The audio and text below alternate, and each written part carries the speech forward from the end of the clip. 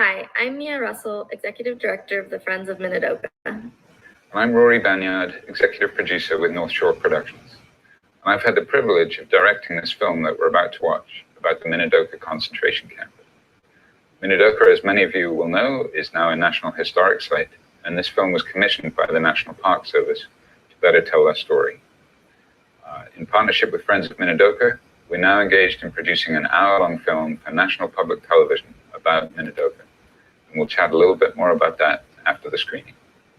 At Friends of Minidoka, our mission is to preserve and protect the Minidoka site and educate the public about the civil liberties lessons and the history of the Japanese American incarceration.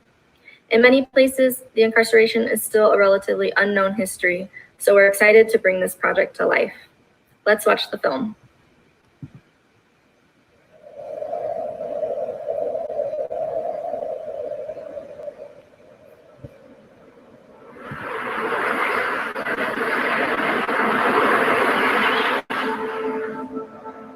The day you walk through that gate, you know you lost something. There are some things in your heart that you can't forget.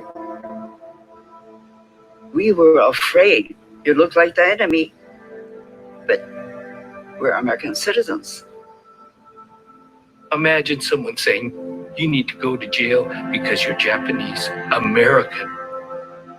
What did I have to do with Japan? Nothing. My family wasn't doing anything wrong, but we were paying for it. Towers, searchlights, barbed wire fences around us. If they thought we were trying to escape, they had the right to shoot us.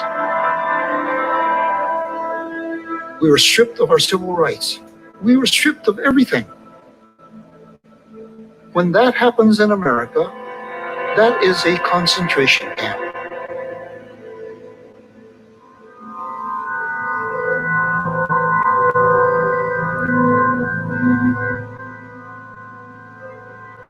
December 7th, 1941,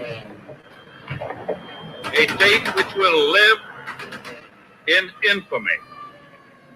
The United States of America was suddenly and deliberately attacked by naval and air forces of the Empire of Japan.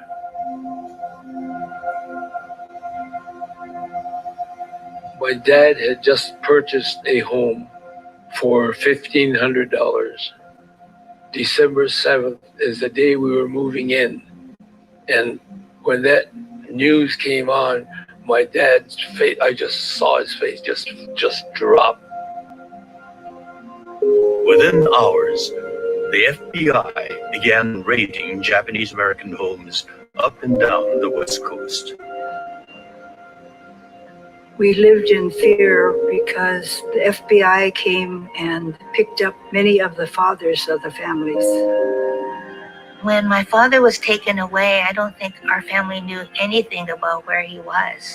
This left my mother panicked as to what was going to happen to us. They were shop owners, language teachers, Buddhist priests, law-abiding citizens. Why the FBI targeted them? They happened to be prominent in the community. December 7th wasn't when Japanese American prejudice started. It was decades before that. In the early 1900s, there were alien land laws and exclusion acts that kept out Japanese immigrants, and you could not apply for citizenship if you wanted to. The majority of Japanese, when they start coming here to this country in 1860, were farmers, laborers. They worked hard, saved, and then invested in an operation in Japantown, starting a restaurant, a laundry, a hotel. The Japanese lived in pretty much segregated areas like J towns. So we were fairly isolated and largely unknown. As long as we were laborers and working for them, no problem. When we became competition, that was a no-no for us. Then resentment, jealousy. We were called the Yellow Peril. The newspapers, the billboards, everything was anti-Japanese. The Japanese should be under armed guard to the last man and woman right now, and to hell with habeas corpus. My parents had a grocery store, and my dad put up a big sign in the front window saying, "We are Americans." A Jap's a Jap, whether he's an American citizen or not. I don't want any of them. Our bank accounts were frozen. We could not leave our homes after 8 o'clock p.m. Many people had to close down their businesses because of the curfew. All Japanese should be put in concentration camps for the remainder of the war. We want to keep this a white man's country.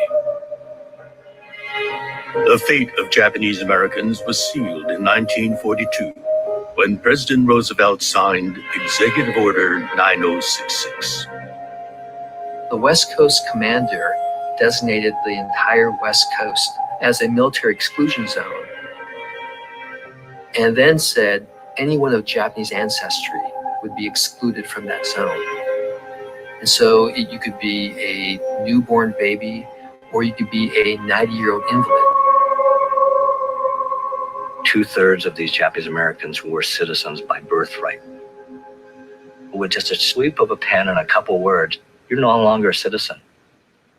They said aliens and non-aliens. And we thought, who in the Sam Hill is non-aliens? That was us. They didn't dare say American citizens. The government called it an evacuation. It wasn't an evacuation, it was a forced removal. An evacuation happens when the house is on fire and you've got to run for your safety. That's an evacuation. To be told that they can only take what they could carry, they didn't even know where they were going. It was very terrifying for my parents. My dad said, burn everything Japanese. So we start burning and burying everything. My father, who had a fruit and vegetable stand, 2 of them, he had to close them down. My parents had just bought a new tractor and delivery truck, and the crops were in. To have all of that just wiped out, taken away from them, was really devastating. We got rid of our family possessions because General John DeWitt told us that we can only bring that which we can carry. And as a young boy, I couldn't carry very much. Most of the families got rid of everything. My mother and father in 1939 had purchased a General Electric radio, and $100 was big money at that time. They sold it to a policeman on the beat for $5. Working 15, 20, 30 years in America and having it all taken away suddenly.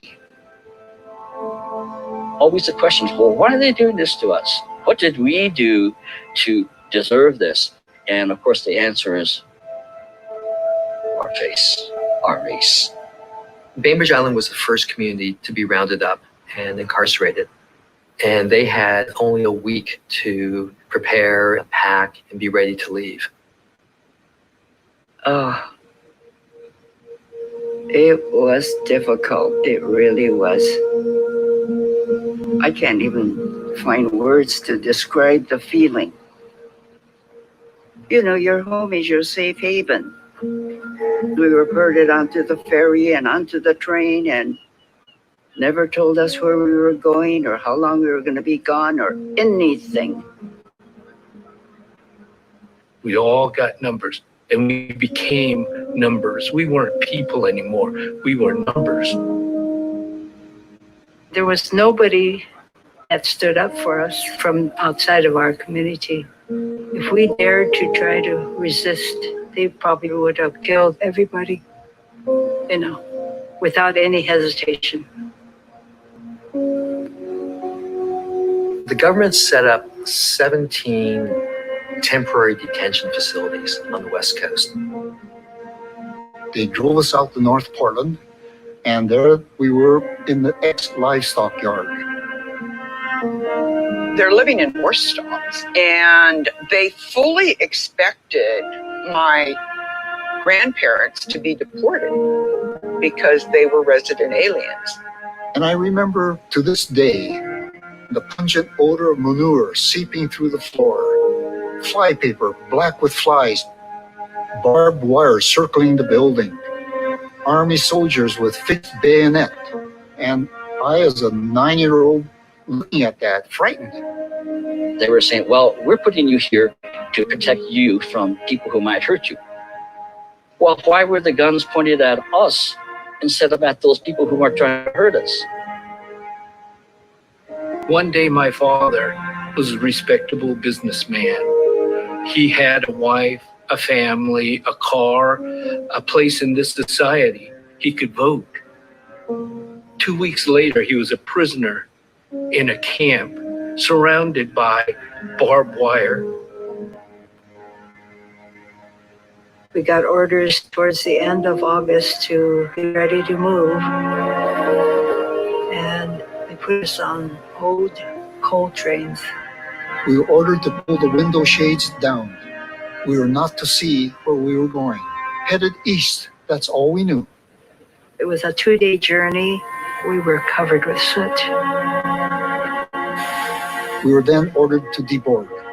We could see a sea of sagebrush. That's all we could see. And suddenly, army barracks. Hundreds and hundreds of army barracks. And somebody said that this is Minidoka. There was a dust storm when we got off the train, and my mom grabbed my hand. I remember her saying to me, "Joni, this is our new home," and crying. Minidoka, also called Hunt Camp, was one of 10 incarceration camps built to hold Japanese Americans from the West Coast. Minidoka was not finished yet, but we had to move in there. And they didn't have the toilets or anything. Nothing was done. It was really in the middle of nowhere. And there were 44 blocks, each block consisting of 12 barracks. Each barrack was 6 units from A to F. A mess hall in the middle, a laundry room in the middle, and we would eat together, we would shower together, we would do laundry together. No privacy whatsoever, any place. Including babies born in camp, the government imprisoned over 120,000 innocent people. Minidoka held over 13,000.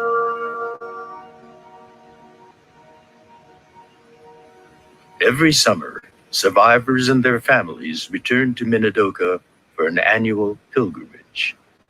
In our family of 5, this was our bedroom and home right here. The 5 of us in one room here. I remember that we hung up blankets to separate, get a little privacy between your sister and yourself and things like that.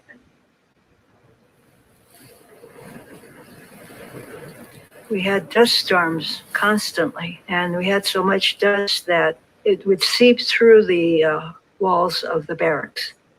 When the wind blew, we would just suffocate in our quarters. During the summertime, it would be boiling hot.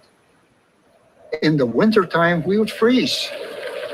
When it rained, we would just be in a slosh of mud.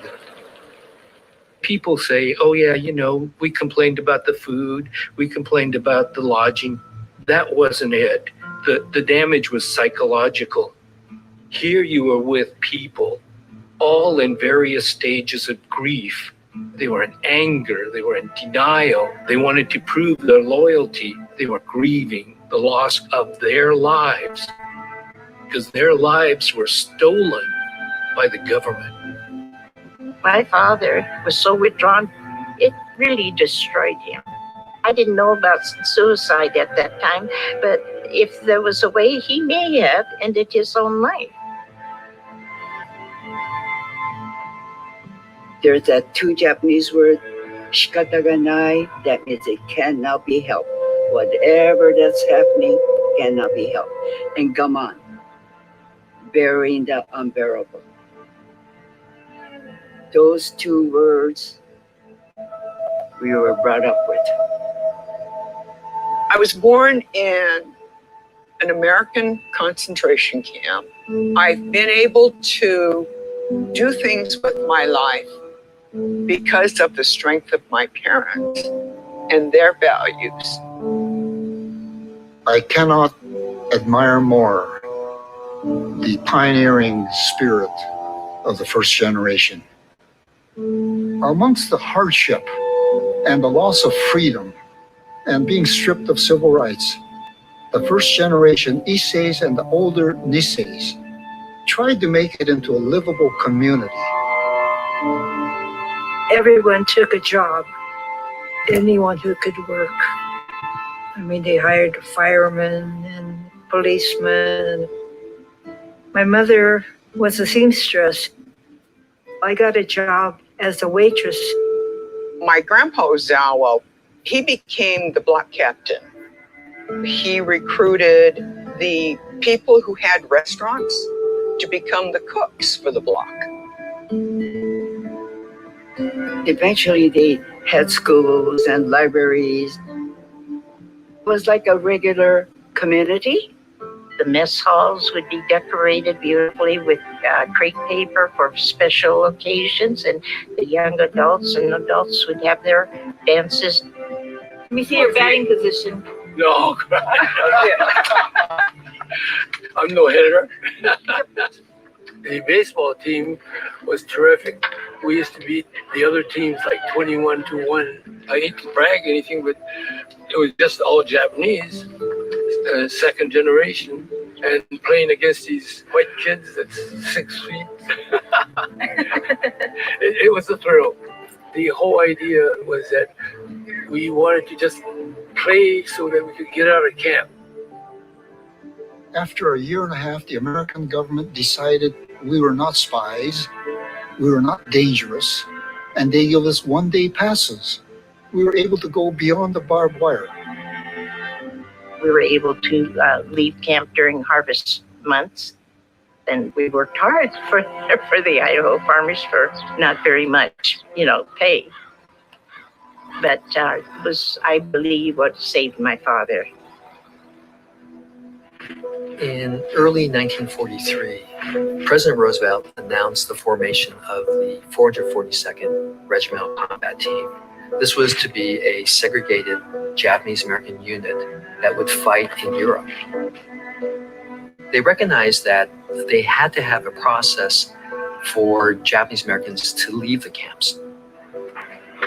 The government now wanted to enlist young Japanese-American men in the army and to start moving other incarcerees to civilian life away from the West Coast.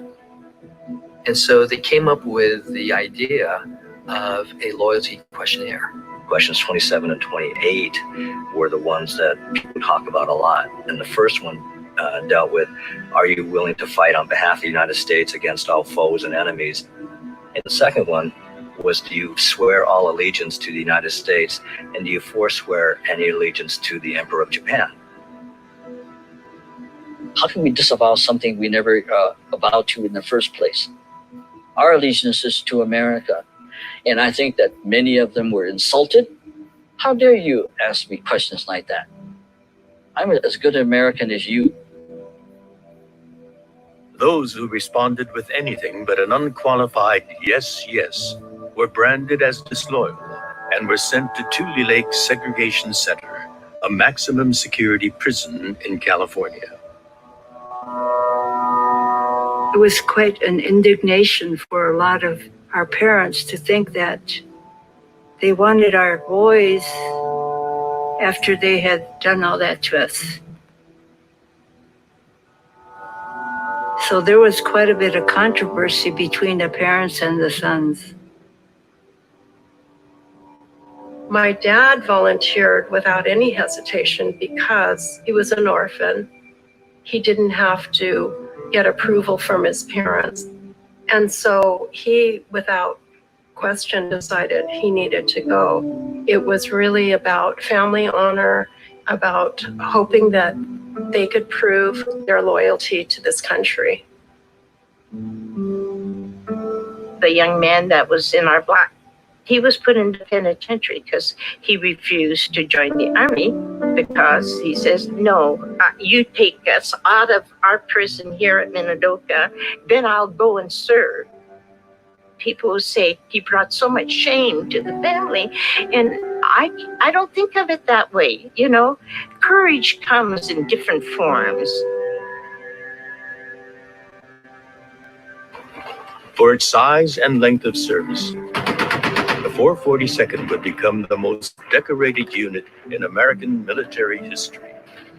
All the while, their mothers and fathers were incarcerated in an American concentration camp.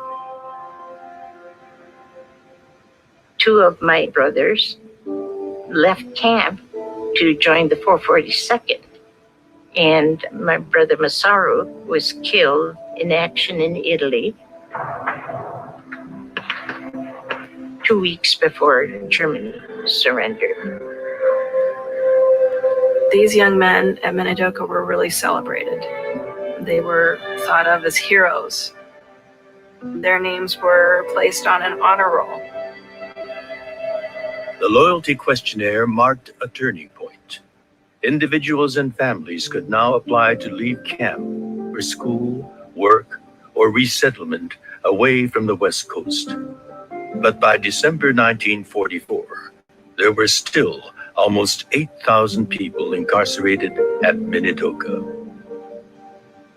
The exclusion order that kept Japanese Americans off the West Coast was lifted in January 1945.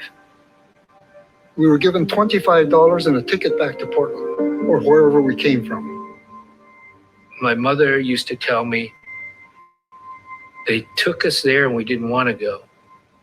And then they let us go and we had nowhere to go. My grandfather, like many of the Issei's, lost their homes, their businesses, everything. It was extremely traumatic for him. People were afraid to go back out into a world where they knew that they would be discriminated against, that they would be hated in many ways. My teacher hated Japanese. Erase the blackboard, throw out the garbage, wipe up dust. 27 students in the class. I did all the dirty work. She hated me. We faced overt racial prejudice. There were bullets fired into houses in Seattle. On Vashon Island, someone burned down a Japanese farmhouse. Throwing rocks at me and being called those names left an indelible mark on me, a feeling of inferiority. Despite widespread hostility, there were individuals and isolated communities who welcomed their Japanese American neighbors home. Yet, in most places on the West Coast, racism persisted. My father was this businessman who was quite successful, who now could only become a janitor. We got married in 1955. We went to rent an apartment, and the manager took one look at us and said, "Sorry, we don't rent to Japs," and banged in the door. That was 10 years after the war ended.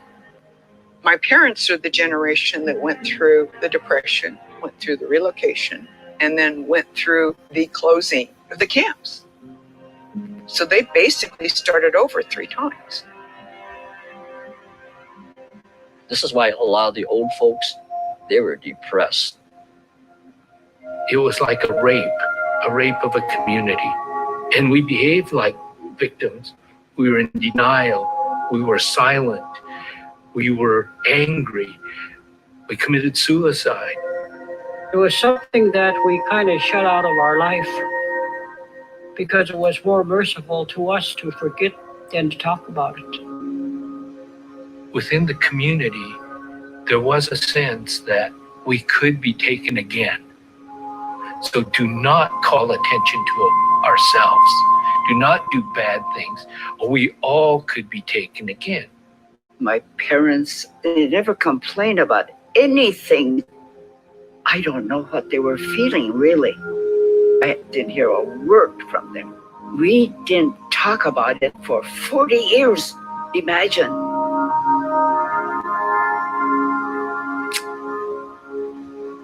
My youngest daughter, it was on the December 7th, and she says, I hate Pearl Harbor Day because everybody turns around and looks at me like I'm the enemy. I said to her,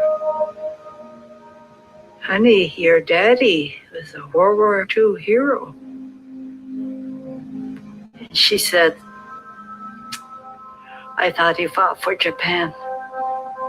So that was a kind of a revelation to us that we were not doing them a favor by keeping quiet. I think the civil rights movement in the 60s really shifted things. The Sansei particularly were saying that the government needed to recognize that what occurred was wrong, that they wanted restitution and an apology. Jimmy Carter, in his final year in office as president, started a bipartisan commission to look into this 40 years after the fact. Their findings from this commission was that, one, there was no military necessity, that the causes of the World War II incarceration of Japanese Americans was war hysteria, racial prejudice, and a failure of political leadership. My fellow Americans, we gather here today to right a grave wrong. We must recognize that the internment of Japanese Americans was just that, a mistake.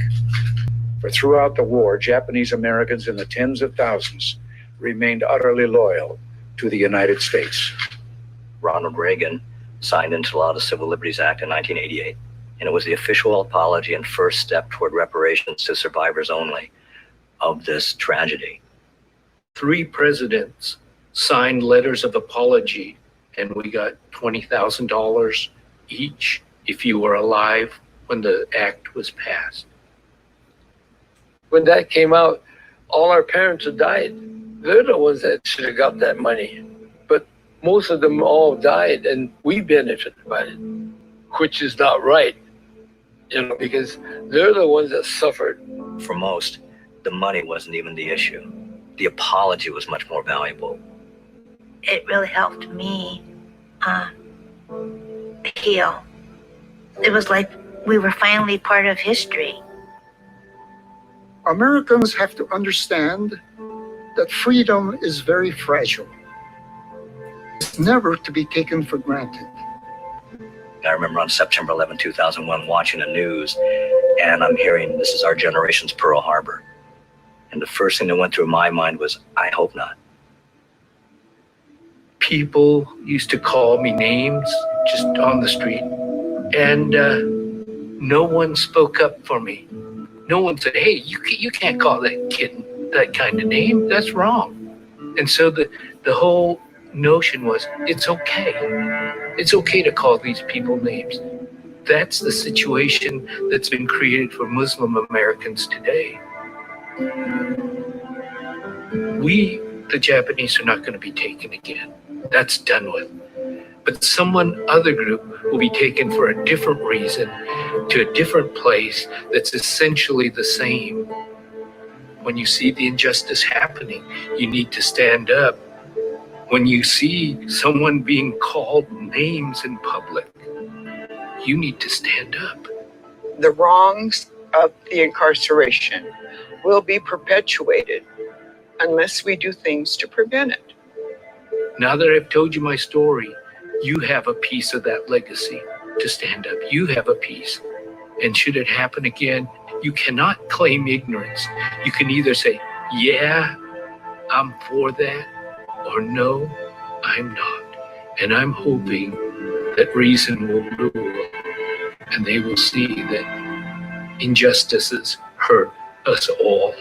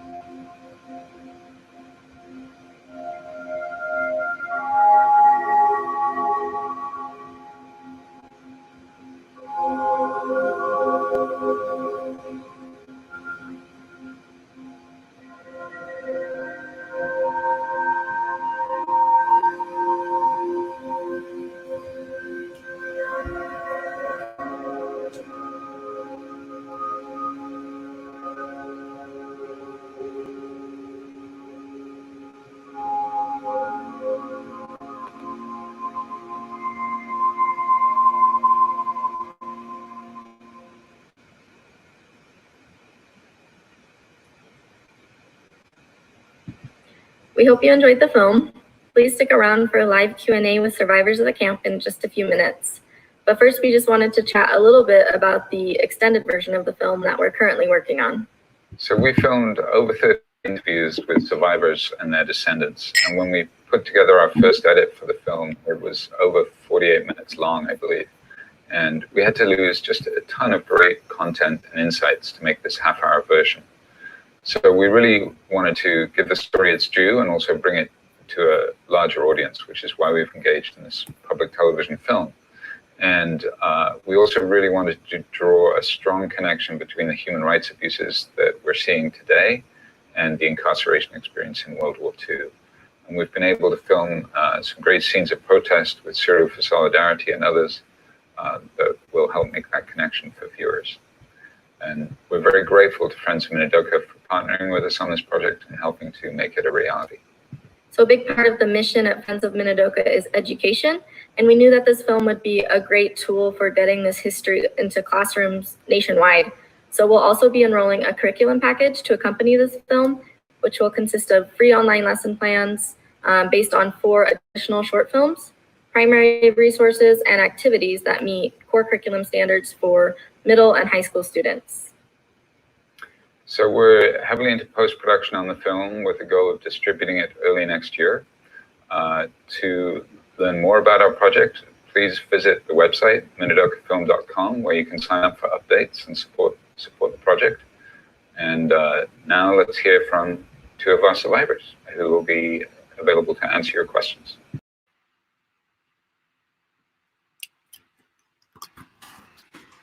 Hi, everyone. We're waiting for George to join us, but I'll just start by introducing myself. Again, I'm Mia Russell, Executive Director of the Friends of Minidoka, and I'm joining from Boise, Idaho. And I'm Rory Banyard, the director of the film, and I'm joining from Portland, Oregon.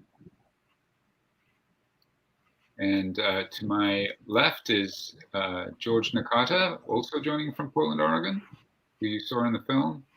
And above George is, excuse me, Karen Harai Owen, who is joining from Twin Falls. Hi, everybody.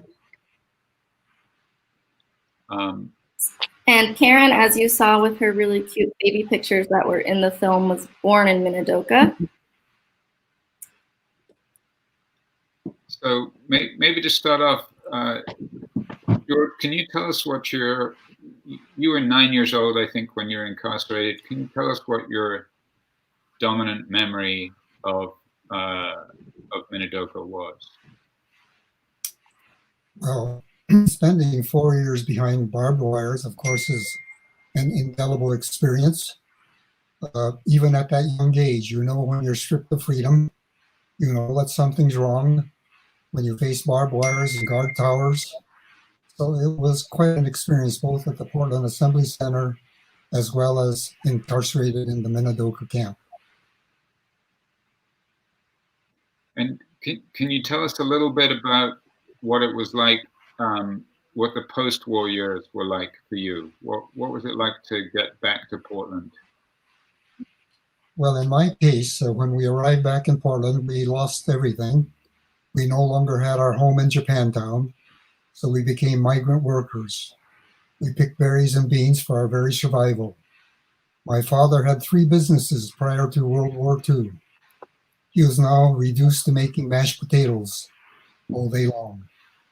The day after we returned, we went out to the Rose City Cemetery. We had an infant baby brother out there on Tombstone. When we arrived, all the tombstones were damaged and destroyed. We could not find his final resting place. And going back to school, as in the film, the teacher hated me. And it was indeed quite trying until the principal shifted me to a different room because he knew the abuse that I was taking from my teacher. And I had to regain my confidence in education when he switched homerooms for me. So those were some of the initial days after we returned back to Portland. Thank you for sharing, George. And Karen, you have a really unique story. There were very few families that stayed in Twin Falls. So could you briefly just tell us, maybe why your parents decided to stay in Twin Falls after being released from Minidoka? Well, my parents left Minidoka in December of 44. My dad was offered a job as a farmhand on a farm outside of Twin Falls. And he had decided that we had nothing to go back to. I mean, they were truck farmers, everything was gone. So he moved us out of camp when I was a year and a half.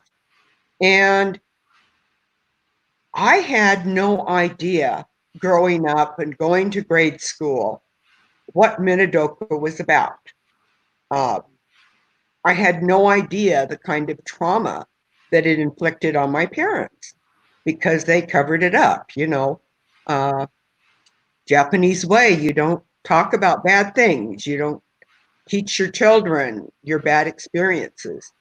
So we didn't know anything about camp, other than when we had relatives and friends who were in camp with mom and dad. They would load us in the car and we would go out there and look at this weedy, dusty place with the guard tower. And they never explained to us what that was. And, you know, the reception area there. And they said, oh, you were born over here. And I'm like, okay. And that was it, you know. And even going to high school, we never encountered the kind of racism that George did. My parents had a very protective group of friends who were, most of them were non-Asian. And, you know, everybody's heard my story about my friend Bonnie Reed that we went to high school with. And one day we were in our 20s and she had dinner with us. And then she rushed home and woke her parents up and said, Mom, Dad, did you know the Hirais were Japanese? Well, her parents just burst out laughing. And she said later they asked her when did she figure it out? And she said, because we had Japanese food at the Hirais last night. But, you know, that's the kind of place Twin Falls was for my family. There were other parts of it that I know Sharon Matsuda's father has talked about, that there were barbershops that had signs in them said no Japs allowed. And after camp closed, all of the Japanese continued to boycott those barbershops. There were other businesses that were really kind to the Japanese, Safeway, local places, that Mother said they had war ration food coupons, rationing coupons, and some of the places would give them more than they had ration tickets for. And she always continued to support those businesses. So I think we've been getting a couple of questions from the audience. So I think at this point, we can actually bring this question up on screen. So here's a great one to start with. For the survivors, what wisdom would you embark on Asian American activists who get pushback from our elders for rocking the boat when we press for systemic change in our social and legal systems? Do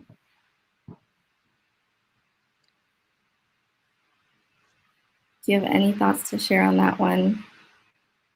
Maybe George, I know you've been quite active lately in speaking out. Well, I think we all agree that racial inequality is a very complex thing. It does exist. I don't think there's any denying that.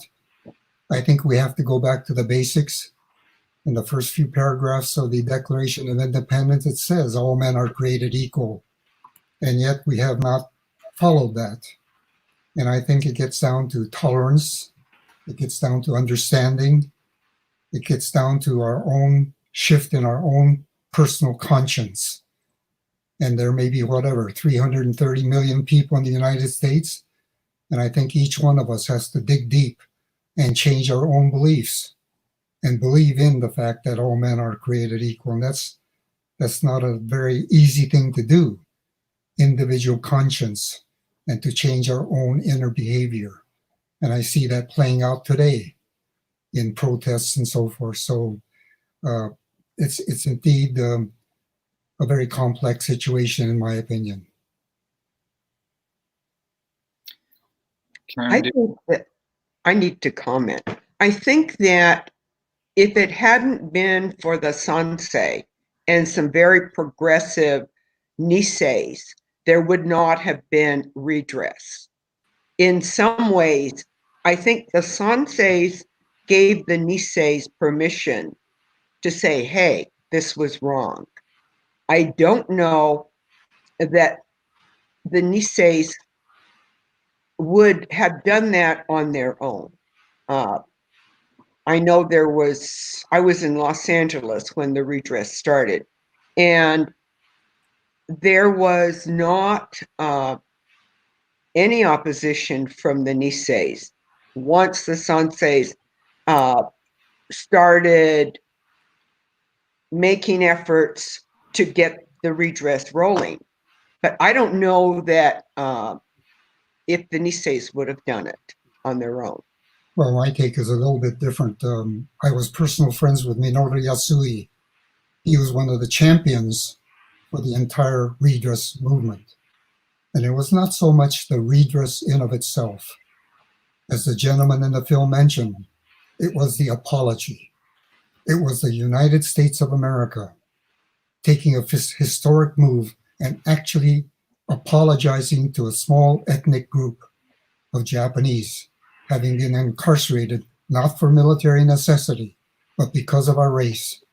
And that apology, and I still have that letter of apology, means more to me than anything else. Oh. See, I don't think my parents would have ever instigated that themselves. But then, growing up in Idaho, we don't even have a JCL in Twin Falls, so that might have fit into it.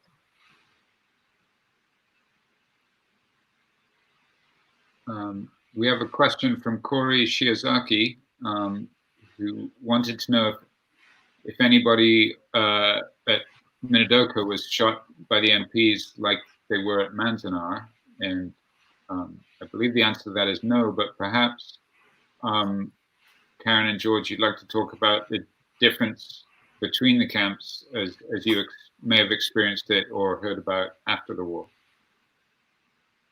between the different WRA camps.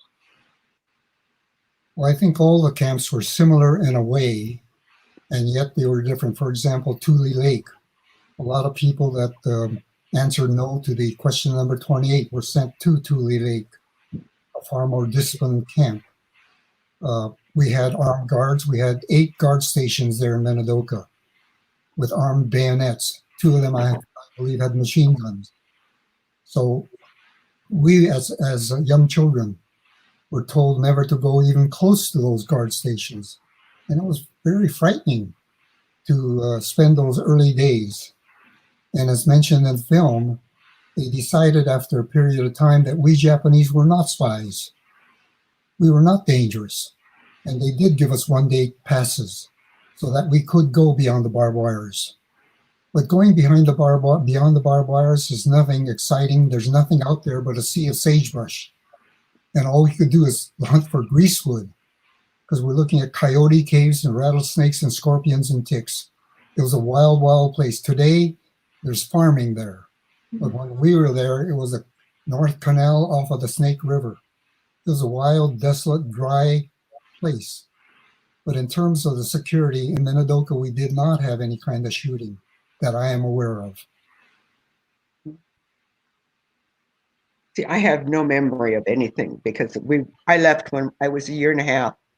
So everything that I know about camp came from my parents later when I started going on the pilgrimages with my mom and from my aunties and my relatives. Thank you. I think we've got a question now from Ken Mochizuki, and he says, what do you think of our Americans of Chinese descent being blamed for the coronavirus pandemic? Are we back to 1942?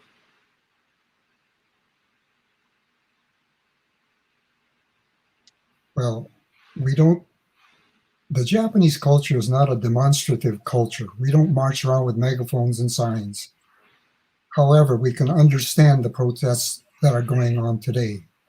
I don't see any signs that say Asian lives matter. And at the same time, in 1882 was the Chinese Exclusion Act that forbid Chinese to come to America after all the great work they did in the gold mines of California and along the West Coast.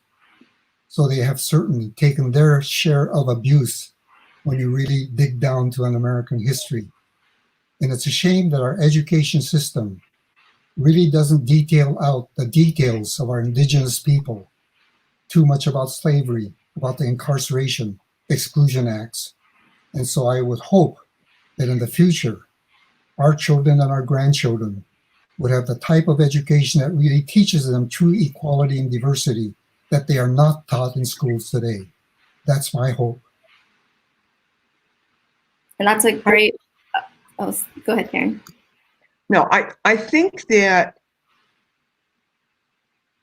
as with the incarceration of the Japanese Americans, the demonizing of the Chinese Americans is part of that same kind of political and thinking that's being perpetuated and I don't know if it's new thinking or if it's still part of what happened to the Nikkei community. But I think it's still there. Great.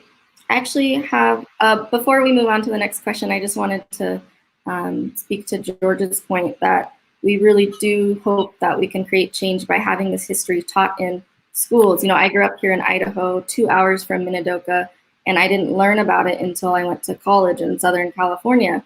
And so that's, you know, part of what we thought was that this 30-minute film was so powerful. That is why Friends of Minidoka and North Shore have teamed up now to create this 1 hour long version for public television broadcast. And the other component will be a curriculum for 7th through 12th graders so we can get this history into our classrooms. Well, Leah, I'm a believer that history is history. If it happened, it happened. We should not pick and choose what to include or exclude from history books. It's very, very simple. Yeah.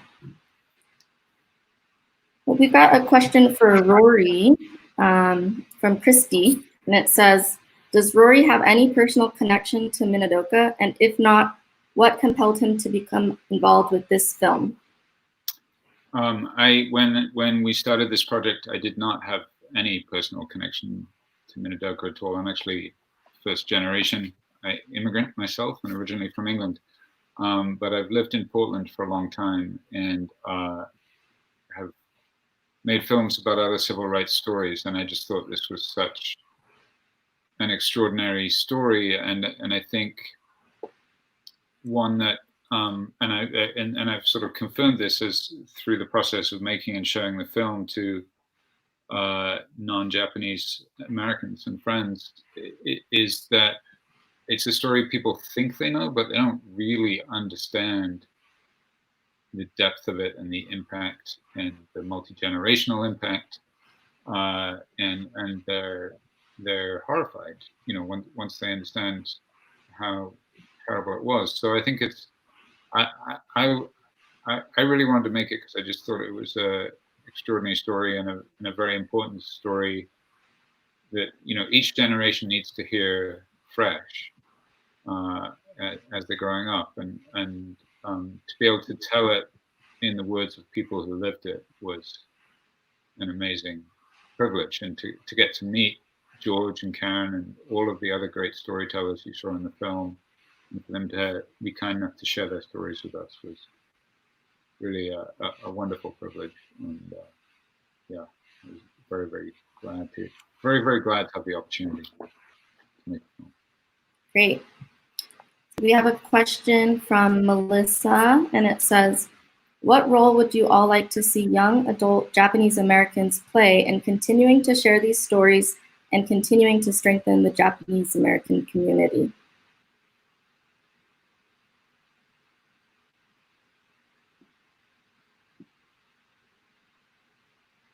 I think that, oh, I'm sorry. Go ahead, George. No, go ahead.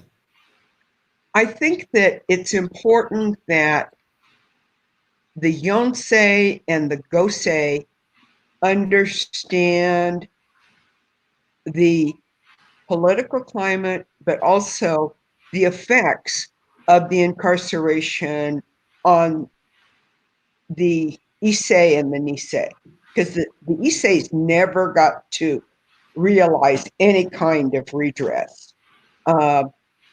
Most of them were gone by the time the redress occurred.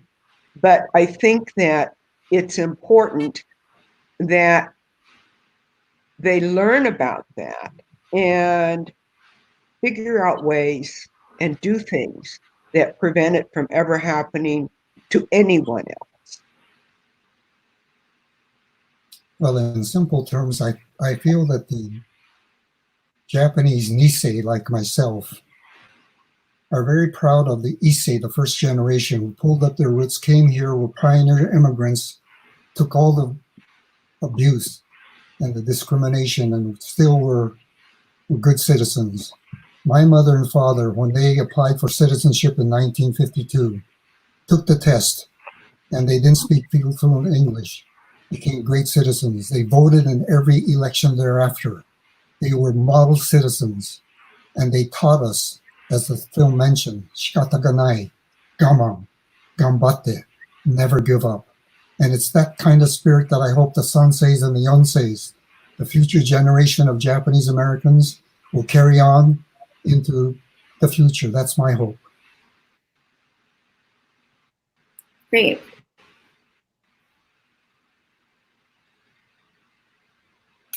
So we have a question from Amanda Haynes that says, what can we do to press the Idaho education system to incorporate this documentary and the educational materials we're working on? And I think, you know, one of our goals would, of course, be to get this added to the curriculum standards for the state. They will re-review the history standards in 4 years from now. But before that happens, you know, once we have this educational resource available, it will be free online, and I think it will be up to Friends of Minidoka then to have teacher trainings and be able to sort of let people know that it's out there and encourage educators to use it. And so we look forward to that work ahead once we've got this project finalized. Rory, did you want to just chat for a second about kind of the status? I know we spoke a bit in the video, but yeah, we're fairly deep into post-production on the film, and still with the same problem of too many great stories to tell. But we are aiming to have the film broadcast next May 2021 in Asian American Pacific Islander History Month on public television. And the education version, the educational curriculum is further along. Actually, it's pretty much ready to go, but we will launch it at the same time, I think, so that they can, the publicity of one will help with the other. So that's where we're at the moment. And obviously at Minidoka Film, go to minidokafilm.com, and if you sign up there, we will send you updates as the project progresses. yes. Okay, we probably got time for 1 or 2 more questions. A question from Justin Chin. For George.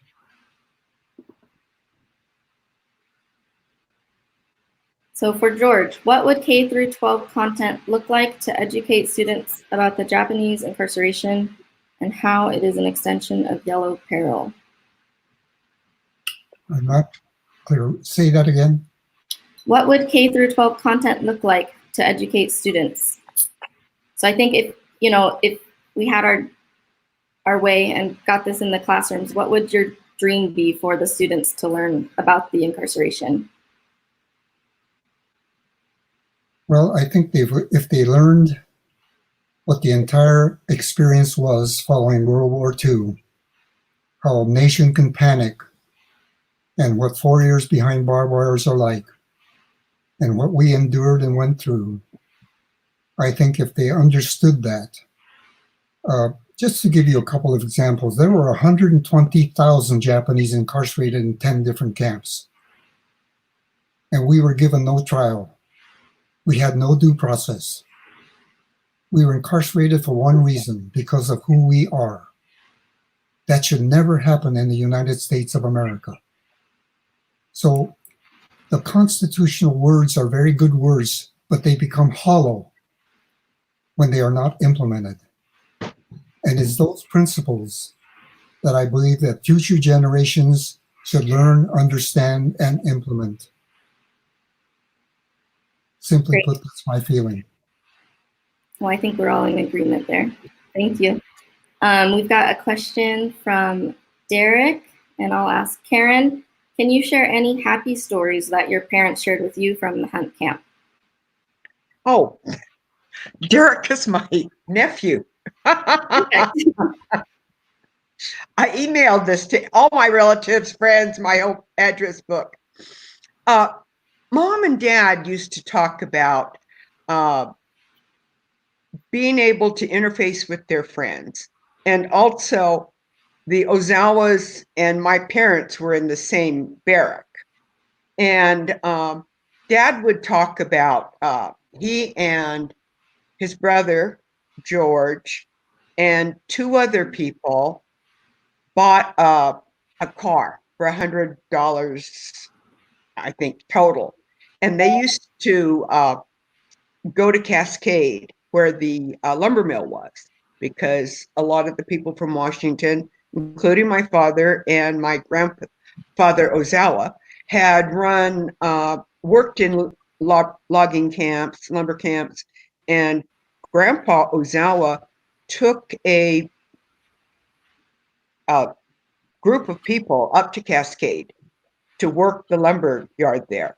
But they would go back and forth to Minidoka, and when they needed new tires because of the rationing, they would find some guy with a pregnant wife, and then he would go to the ration board and say they needed new tires because his wife was going to deliver, so they had to get back to Twin Falls or to Minidoka, or they needed to go to Cascade.